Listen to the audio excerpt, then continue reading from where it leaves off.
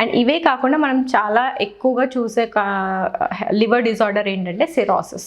So ఇదేంటంటే liver కంప్లీట్గా damage అయ్యే ఛాన్సెస్ ఉంటుంది దీంట్లో, అండ్ ఎక్కువ డ్యామేజ్ అవుతుంది కూడా. అండ్ ఈ సిరాసిస్లో ఏంటంటే చాలా కామన్గా మనము ఈ ఎడిమా అండ్ అసైటిస్ అనేది చూస్తూ ఉంటాము. ఎడిమా అంటే మనకి కాళ్ళు కానీ చేతుల్లో స్వెల్లింగ్ కానీ అండ్ ఫేషియల్ స్వెల్లింగ్ అనేది వస్తూ ఉంటుంది. అండ్ అసైటిస్ అంటే మనకి అబ్డామినల్ ఫ్లూయిడ్, ఈ అబ్డామిన్ పార్ట్లో ఫ్లూయిడ్ అనేది రిటైన్ అయిపోతుంది. సో దానివల్ల వాళ్ళకి స్వెల్లింగ్ అనేది ఉంటుంది అనమాట.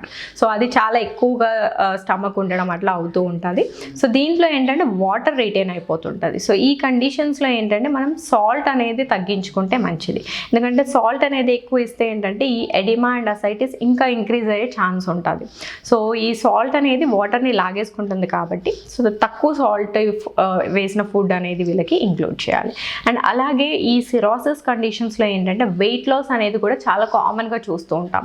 సో వాళ్ళకి ప్రోటీన్ అనేది కొంచెం మంచి అమౌంట్లో ఇవ్వాలి. సో హై ప్రోటీన్ ఫుడ్స్ అనేది ఇస్తే కొంచెం వాళ్ళకి వెయిట్ గెయిన్ అవ్వడంలో హెల్ప్ అవుతుంది. అండ్ మన మొత్తం బాడీలో ద ఓన్లీ ఆర్గన్ అది సెల్స్ రీజనరేట్ చేసుకోగలిగేది ఓన్లీ లివర్ ఒక్కటే.